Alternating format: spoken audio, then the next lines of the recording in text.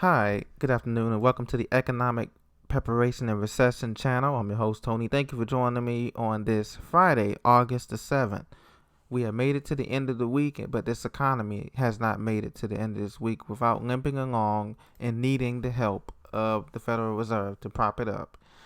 One economist says that the economy faces a bumpy ride as it enters the quote-unquote healing phase, Michelle Meyer says on CNBC.com earlier this week. The U.S. economy has entered the third stage of the sickness pandemic called the healing phase. The first and second phases occurred when businesses shut down and started to reopen. Well, mind you, a lot of the states hadn't even got out of the first and second phase. They had to go back and retrace their steps. So that statement alone is not exactly true. But according to economist Michelle Myers, he said the U.S. economy is on a healing phase after the lockdown and transition phases when businesses shut down and started to reopen in a lot of these big cities. This is a part of the cycle, she says, where things are going to be a little bit harder. It's going to be a bumpy ride ahead, Myers said, quote.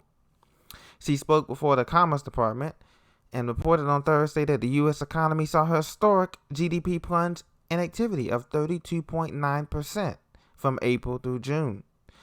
As you know, the United States officially entered a recession in February, and unemployment surged to 17%, only to come back down to about 11.5%, and production was halted due to the spread of the sickness.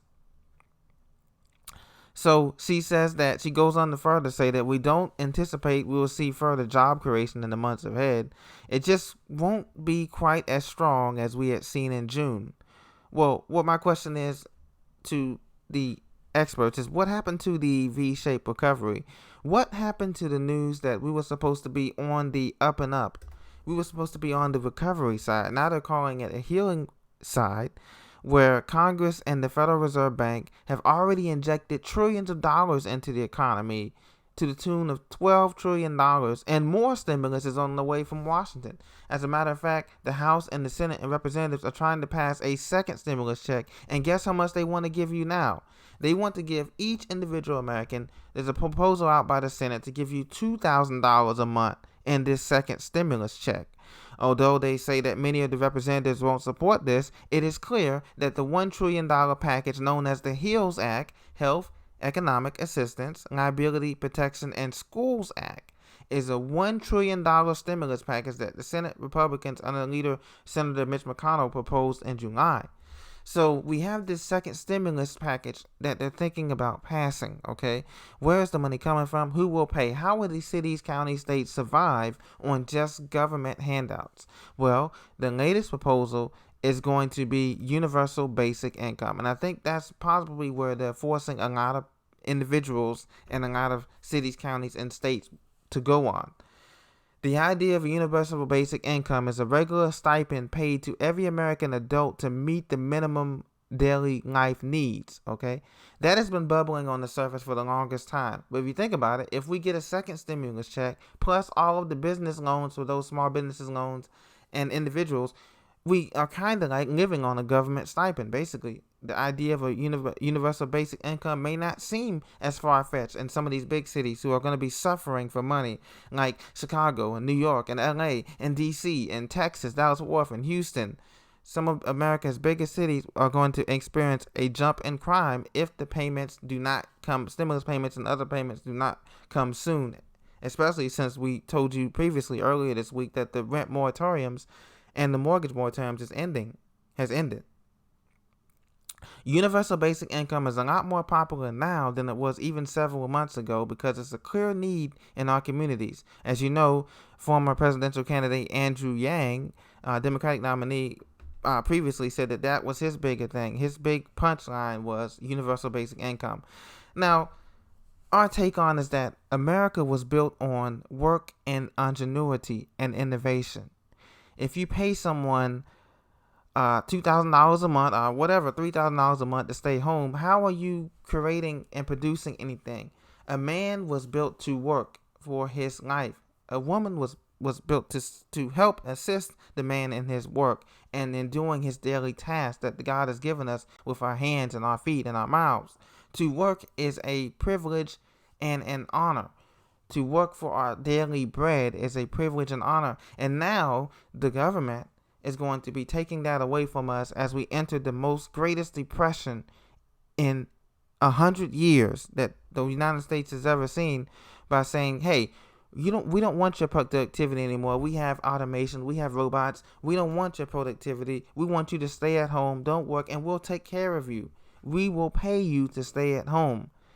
That sounds like crony capitalism to me. While the big shots, the upper 1%, get the majority of the money siphoned off these bills, off the universal bacon. They make multi-millions and billions, and we get the crumbs, a $2,000 check or $1,000 check that's gone in 30 days.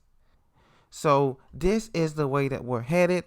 The U.S. economic growth forward, they say, will depend on the sickness. No. The U.S. economic growth forward will depend on whether or not the Federal Reserve Bank wants to continue injecting trillions of dollars into a system that is already on its last leg.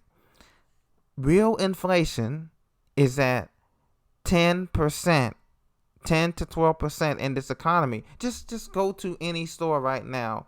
Look at the same products that you buy, whether you go to Trader Joe's or Whole Foods or Kroger's or Giants or Safeway or Ralph's or any of the stores that you go to, Sam's, Costco, and buy the same product. I guarantee you it is going up daily by 20 to 50 cents and weekly by $1 to $2, because the cost of supplies and then shipping those goods to warehouses and other places is going up. And so in turn, these businesses, they pass the cost on to us, and we pay more at the grocery store. We are going to be paying more at the gas pump soon, once OPEC stops the supply chain of petroleum and gas.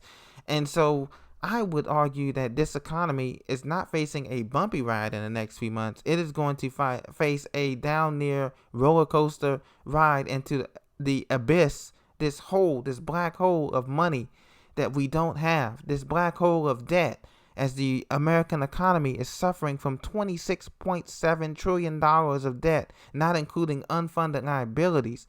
The American economy is plunging deeply into a black hole of jobs where no jobs are coming back. Over 60 million people are unemployed right now, and the jobs are not coming back to America. The politicians and the crony government has sold us out for cheap labor, cheap products in China. For example, we all have iPhones and Androids. Those are made over there, and they only cost $50 to $75 to make. So why do we pay $1,200, $1,400 for a new phone when it only costs $20, $50, $70 to make these goods? The same goes with the shoes, the Nike shoes. As you all know, those shoes are made in sweatshops in Thailand and Cambodia, Malaysia. They get for pennies on the dollar. Air Jordans made for $15, but they go here for $200, $300 in Chicago and other places as well. This corporate greed, this high inflation, this high taxation on the poor and the middle class, this deliberate destruction of the middle class is why this U.S. economy is going to grind to a halt. So I disagree with CNBC, MSNBC. We are not in the healing phase. We are in the destruction phase of the U.S. economy, and we're all watching it with our own two eyes. And that is the 100% truth, ladies and gentlemen. So be prepared. The final thing I want to tell you is to be prepared. Be prepared for another shutdown with these states coming in September, mid-September, between the weeks of September the 10th through September the 18th.